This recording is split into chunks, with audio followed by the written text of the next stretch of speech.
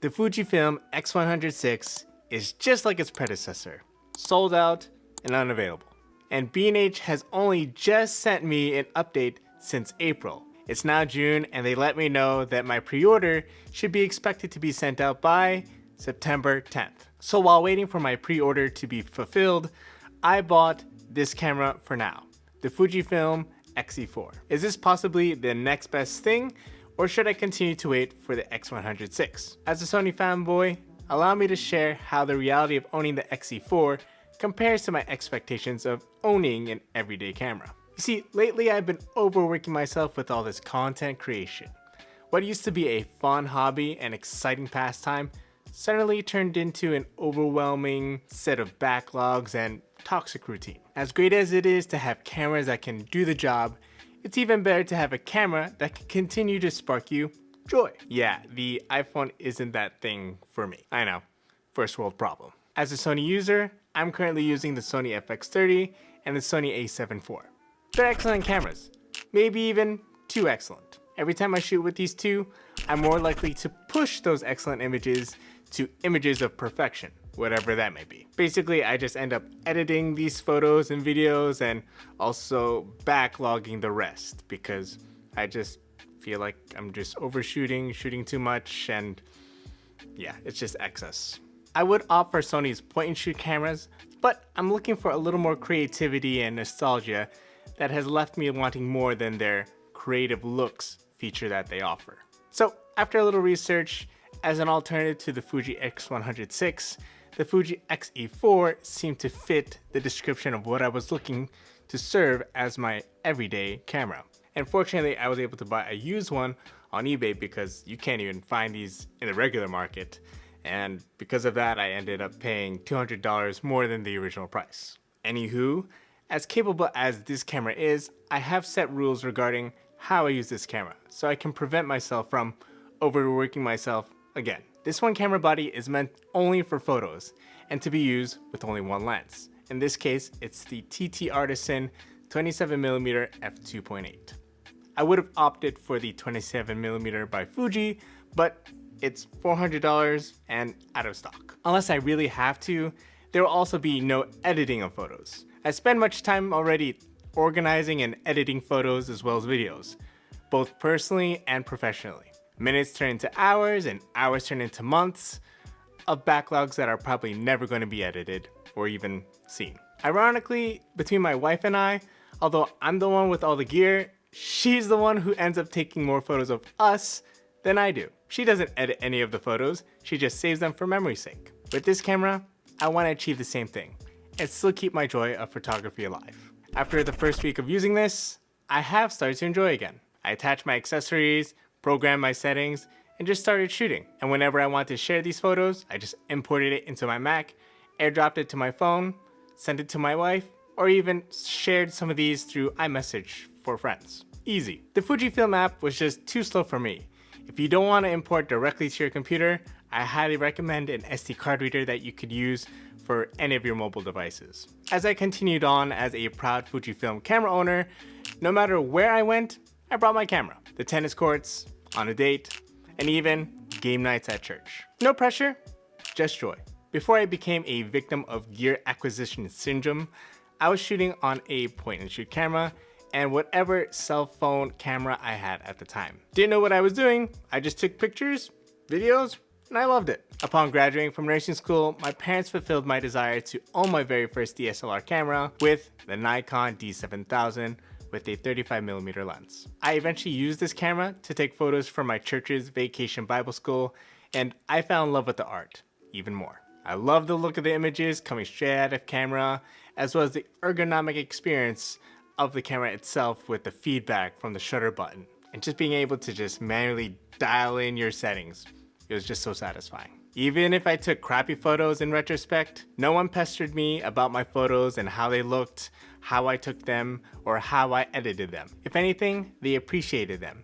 And I felt even more empowered to take those photos. After much switching of cameras back and forth and left and right, the XE4 encourages me to hit that shutter button even more, just as I did when I first had that Nikon camera. This is like my permission slip to just be careless and yet also be purposeful and allow me to just forget about the world of deadlines, of camera comparisons, and pixel peeping.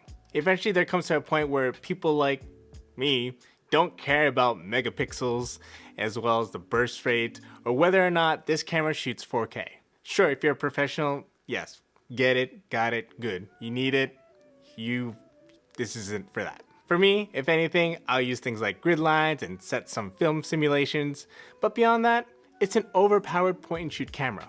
At least that's what I'm trying to use it for. With this, I capture moments, share them, and they're appreciated. Period. That's enough enjoyment that I need and that I got. So with this, I start documenting more of my life. This helps me switch up my journaling routine and add some more visual substance. Besides my wife, no one will tell my story. Maybe I'm extra for taking all these photos that probably only a handful of people will ever see. Even if I'm not around to tell the story behind my photos, there will be a record of my life that my own kids and my kids' kids can see. A life that they just have to see with their own eyes. Although my iPhone is probably the most used everyday camera that I have, I only really use it for screenshots of information on the web and the occasional spontaneous moments that can only be quickly captured by a phone camera. Everybody and their mother knows that eventually you'll run out of space on your phone. So I always advocate for having your own dedicated camera that has an SD card that you can go ahead and easily import into your computer. With the Fujifilm X E4, I also have the portability of an iPhone, but also the quality of a mirrorless camera. That quality includes good contrast, whether it's in the shade or against the light, as well as just that overall sharpness that I love. Maybe it is lacking some dynamic range that iPhones can boast about, but ultimately, I'm getting the qualities of a photo from a DSLR that I initially fell in love with and still am in love with. And it inspires me to just share with somebody. Michael Jordan said, "You miss 100% of the shots that you don't take." I don't know about you, but I think he had a Fujifilm camera in his hand when he said that. He sure didn't have an iPhone when he said it. Anyhow, here's the next challenge of taking all these photos. Fighting the itch to edit less. Fortunately, because of film simulations, I don't need to edit a thing. And I'm continually digging through different film looks through that Fujifilm weekly app that they continue to refresh and add recipes for us to use. In my month of using the XE4, I've only edited a batch of photos once. It just so happened that my first weekend with the camera, my photos weren't as clean and presentable as I would have liked them to be. And I was shooting for my church during their youth service. So took it into Lightroom and just polished them a bit. But since then, my photos are starting to look the way that I want in regards to exposure. Now that I've been accustomed to using like the manual mode style of shooting with the shutter and with the shutter dial, the auto ISO, and the exposure compensation dial. I pretty much leave my aperture on the lens between f2.8 and f5.6, depending on if I'm fighting with low light or maybe fighting against the natural vignetting of the lens. My exposure compensation dial is usually set to 0 to -1, and for the most part I'm just flicking around the shutter dial for indoor and outdoor situations. In regards to film simulations, I initially didn't know what to start out with, but fortunately the person who I bought this from left some in here. So I've been using film simulations like variants of Portra, I think it's Kodak Portra, CineStill 800T, and a black and white variant if it's not just black and white, and I added another one in here too. I'm a beginner when it comes to this film simulations thing and I'm still dabbling, so if you can recommend me any film simulations, I would gladly appreciate it. Thank you in advance. Overall, being able to document my life in a style that looks like all these film simulations allows my memories to really look and feel nostalgic, just as I was seeing my own photos from the past.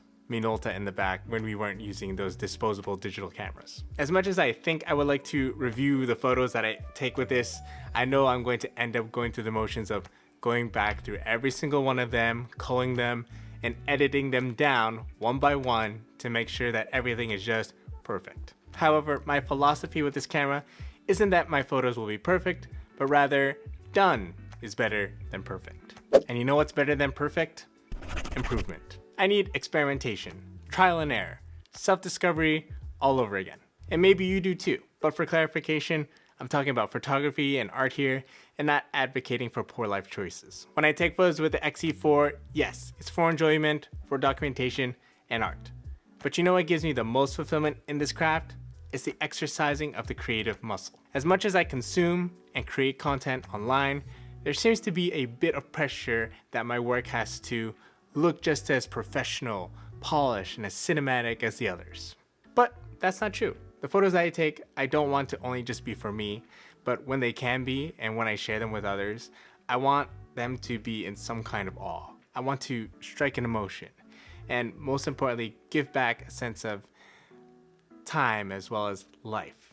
Because as we're getting older, we feel like we have less and less time on this earth. So if I can even preserve or even capture a dignified image or a moment of time that could, I guess, make someone smile, then that's plenty enough for me.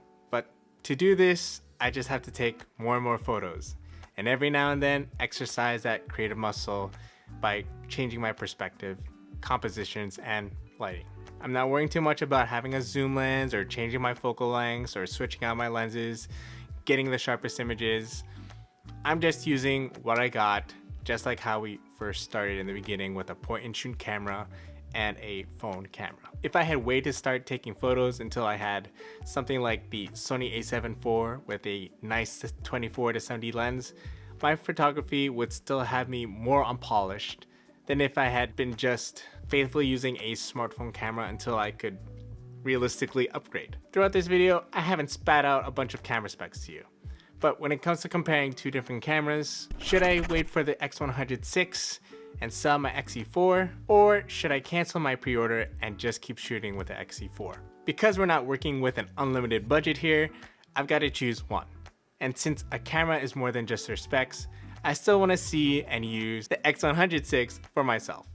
I still have my pre-order in, so if I can actually get my hands on it in September, great. But if not, then the XE4 is plenty enough for me. I may not need 40 megapixels, but it would be appreciated to have a little bit more resolution for the moments that I wish to crop in for that telephoto look. In terms of form factor, this and that camera are probably slightly different.